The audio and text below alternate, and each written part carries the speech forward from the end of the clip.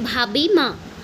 उफ भाभी, कितना ले जाऊंगी, बस हो गया। अनु ने कहा।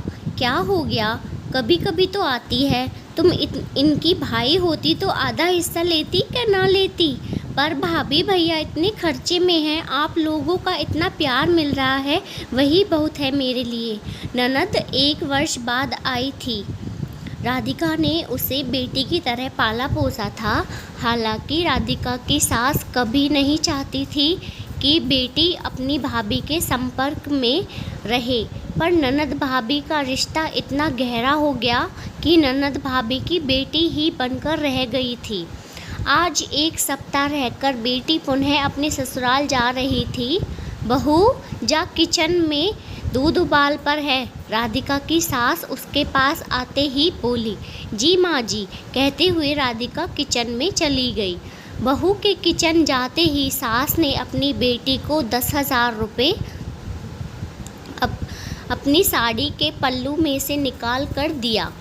यह क्या है माँ, रख ले बेटी, तेरे काम आएंगे। पर माँ, तुझे ये कहाँ से मिला, आपकी कोई नौकरी तो है नहीं।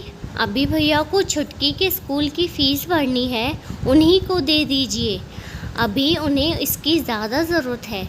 नहीं बेटी, तुम्हारे पापा मुझे कंगाल छोड़कर नहीं गए थे, वैसे भी तुम्हारा भाई फ़ीस का कोई इंतज़ाम कर देगा। तू यह पैसे रख ले। और ज़बरन बेटी के हाथ में रुपये ठूस कर चली गई। बेटी अन्नू को पिछले महीने भाभी का फ़ोन याद आया। भाभी बहुत परेशान थी। भैया को सैलरी मिली थी और उसमें से 10,000 रुपये घर में से गायब हो गए, बता रही थी।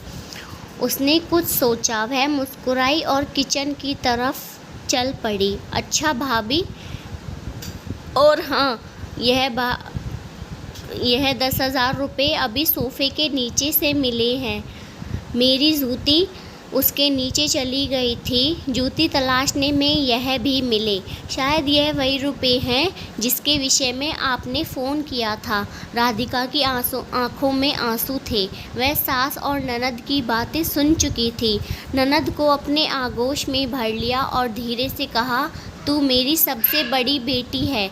ननद भाभी दोनों मुस्कुरा पड़ी। सच है, जीवन का यह भी एक सुंदर रूप है।